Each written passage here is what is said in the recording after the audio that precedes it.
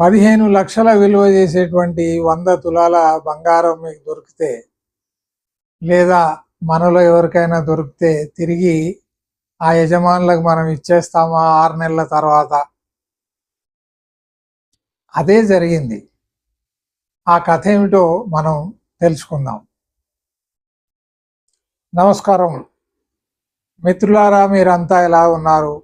మంచి మానసిక స్థితిలో ఉండండి. ఇలా చేతులెత్తితే దాని అర్థం ఏమిటంటే మనం లొంగిపోతున్నామని అర్థం. ఎవరి ముందు లొంగిపోతున్నాం? భగవంతుడి ముందు లొంగిపోతున్నాం. ఇక నా శక్తి సరిపోదు, నాకున్నటువంటి శక్తి సరిపోదు ఈ లోకంలో జీవించడానికి, పాల ముంచినా నీట ముంచినా నీవే స్వామి, నేను లొంగిపోతున్నానని దీని యొక్క అర్థం.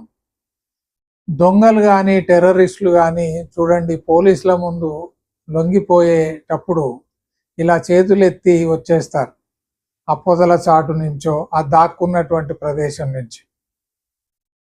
ఇక ఈరోజు కథకు వస్తే, ఇది కథ కాదు, నిజంగా జరిగింది. ఈ మధ్య కాలంలోనే జరిగింది. ఇది జనవరి మాసంలో జరిగినటువంటి నిజమైనటువంటి యథార్థ గాథ. ఇది ఫరీదాబాద్ జిల్లాలో జరిగింది. అక్కడ పాత సామాన్లు కొని అమ్మేటువంటి ఒక వ్యాపారి, అంటే రెక్కాడితే గాని డొక్కాడదు, పని చేసుకుంటే గాని పూట గడవనటువంటి పరిస్థితిలో ఒక మధ్యతరగతి కుటుంబీకుడు తన వద్ద 100 తులాల బంగారాన్ని చూసిన తర్వాత కూడా ఏ విధంగా కూడా టెంప్టేషన్కు గురి కాకుండా తిరిగి దాన్ని యజమానులకి, అంటే ఆ బంగారం యొక్క స్వంతదారులకి పోలీసుల సమక్షంలో ఇచ్చివేసినటువంటి యథార్థ గాథ. దీంట్లోకి మనం వెళ్తే ఏంటంటే, శర్మ గారని ఫరీదాబాద్లో ఉండేటువంటి ఒక వ్యక్తి, ఆయన కుంభమేళాకి వెళ్ళి పుణ్యస్నానాలు చేయాలని అనుకొని ఇల్లంతా శుభ్రం చేసి, ఎందుకంటే డిసెంబర్ మాసంలో దీపావళి వస్తుంది కాబట్టి అంతకుముందే ఇల్లు శుభ్రం చేద్దాం పవిత్ర స్నానాలకి వెళ్ళే ముందే అని ఇల్లంతా శుభ్రం చేసి పాత సామానంతా ఒక మూలన పడేసి ఇంటికి తాళం వేసి వెళ్లే ముందు భార్యాభర్తలు ఇద్దరు ఆలోచించి అల్మారాలో ఉన్నటువంటి 100 గ్రాముల బంగారం, దాదాపు 15 లక్షల విలువ చేసేది, అలా అల్మారాలో ఉంచేసిపోతే ఎవరైనా దొంగలు పడితే దాన్ని దొంగిలించుకొని పోతారేమోనని ఎవరికి అనుమానం రాకుండా ఆ బంగారాన్ని ఒక చిన్న ఇనుప పెట్టెలో పెట్టేసి, ఎక్కడైతే ఈ పాత సామాన్లన్నీ ఒక మూలన పడేశారో దాంట్లోనే దీన్ని కూడా దాచేసి వాళ్ళు వెళ్ళిపోయారు. అక్కడ వాళ్ళు పుణ్యస్నానాలు అవన్నీ చేసి కుంభమేళా నుంచి ఇంటికి వచ్చిన తర్వాత శర్మ గారి భార్య, ఏమండి ఆ బంగారం ఇస్తారా, అల్మారాలో పెడతానంటే, అంత తొందర ఏమొచ్చింది, సరే ఇస్తాలే అని ఆయన అనడం, ఆమె కూడా ఏమీ మారు మాట్లాడకుండా వెళ్ళిపోవడం. ఇక ఆ బంగారం విషయం భార్యాభర్తలు ఇద్దరు మర్చిపోవడం. డిసెంబర్ మాసంలో వచ్చినటువంటి దీపావళి ముందు ఆ పాత సామాన్లన్నిటినీ తీసుకువెళ్ళి పాత సామాన్లు కొనేటువంటి ఆ వ్యాపారికి అప్పగించేసి ఇచ్చేసి అమ్మేసి డబ్బు తీసుకొని వీళ్ళ ఇంటికి వచ్చేశారు. అందరూ హిందువులు చేసేటువంటి పనే ఇది. దీపావళికి ఇల్లును శుభ్రం చేసి పాత సామాన్లన్నీ తీసేస్తే లక్ష్మీదేవి ఇంటికి వస్తుందని చాలామంది నమ్మకం. తిరిగి వారికి దీపావళి తర్వాత 15 రోజుల తర్వాత బంగారం సంగతి గుర్తుకొచ్చి ఇల్లంతా వెతికితే ఎక్కడ దొరకలేదు.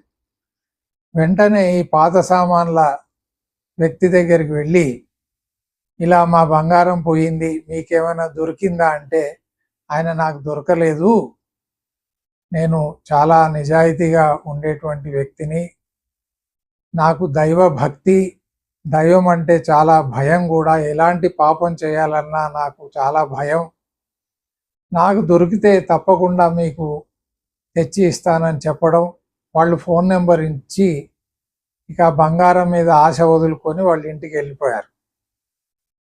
తిరిగి 2 నెలల తర్వాత అంటే జనవరి చివరి వారంలో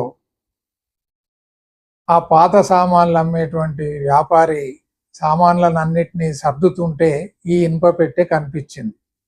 తెరిచి చూస్తే దాంట్లో దగదగా మెరుస్తున్నటువంటి అనేక ఆభరణాలు, ఆర్నమెంట్స్.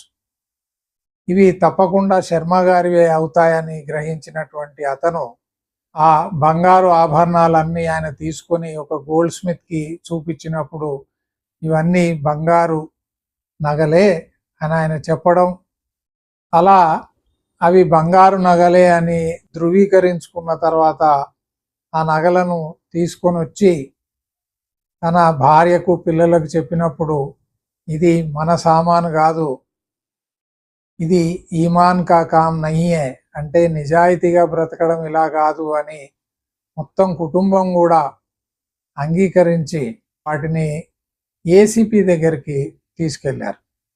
అంటే పోలీసుల సమక్షంలో వాటి యొక్క హక్కుదారులకి, యజమానులకు ఇచ్చేయాలని.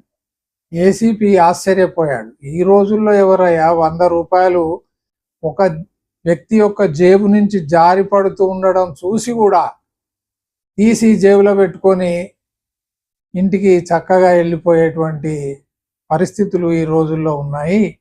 అలాంటివి నువ్వు ఇంత ఖరీదైనటువంటి నగలని 6 నెలల తర్వాత వారి యజమానులకి ఇస్తానని అనుకోవడం చాలా గొప్ప విషయం అని ఆయనను ప్రశంసించిన తర్వాత ఆ శర్మ గారిని పిలిచి ఆ నగలు ఇస్తున్నప్పుడు ఆయన ఉబ్బి తబ్బిబ్బై కన్నీరు మున్నీరుగా విలపించడం, వీరికి కొంత నగదు, ఒక స్వీట్ డబ్బా, ఈ 2 కూడా తీసుకొని తిరిగి వాళ్ళ ఇంటికి వెళ్ళడం. అంటే ఈ పాత సామాన్లు అమ్మేటువంటి వ్యక్తి ఇంటికి వెళ్ళి భార్యాభర్తలు ఆయనకు డబ్బుని, మిఠాయి డబ్బాని ఇవ్వదలిచినప్పుడు వాళ్ళు డబ్బు తీసుకోవడానికి నిరాకరించి కేవలం ఆ మిఠాయి డబ్బాను తీసుకున్నారు. ఇంత నిజాయితీగా వ్యవహరించినటువంటి ఆ వ్యక్తి మరెవరో కాదు, హాజీ అఖ్తర్ ఖాన్. ఇతను ఒక ముస్లిం మతస్థుడు, పేరు ద్వారానే మనం అందరం గ్రహించవచ్చు.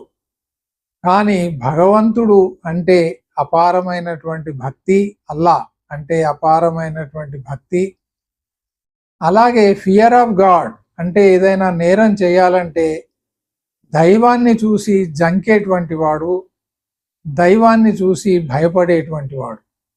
అంటే ప్రతి చోట భగవంతుడు ఉన్నాడు అని కేవలం మాటలు మాట్లాడడమే కాదు, వినడమే కాకుండా మనసా వాచా కర్మేణ మనం చేసినటువంటి ప్రతి పనిని భగవంతుడు గమనిస్తున్నాడని విశ్వసించేటువంటి ఒక పరిశుద్ధమైనటువంటి వ్యక్తి. ఆయన ఒకటే అంటున్నాడు, మనది కానిది ఏదైనా మన దగ్గర ఉంచుకోరాదు, మనిషి నీతిగా నిజాయితీగా బ్రతకాలి, సోదర భావంతో మెలగాలి, మనం సమాజంలో చాలా బాధ్యతగా, చాలా నిజాయితీగా, క్రమశిక్షణతో ఉండాలి. డబ్బు ఎవరిదైనా ఒకటే, నా డబ్బు పోతే కూడా నేను ఎలా బాధపడతానో ఇతరులు కూడా వాళ్ళ డబ్బును కానీ వస్తువులను కానీ పోగొట్టుకున్నప్పుడు అంతే బాధపడతారు అని ఆయన చెప్పడం మనందరినీ ఆశ్చర్యపరుస్తుంది.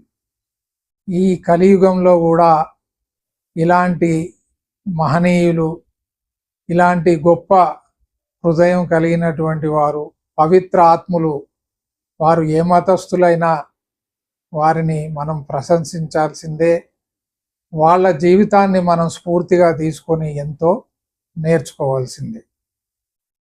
దీన్ని విన్న తర్వాత మీ మదిలో, మీ మనస్సులో కలిగినటువంటి భావనలు ఏమిటో మీ కామెంట్స్ ద్వారా తెలియజేయండి. నమస్కారం.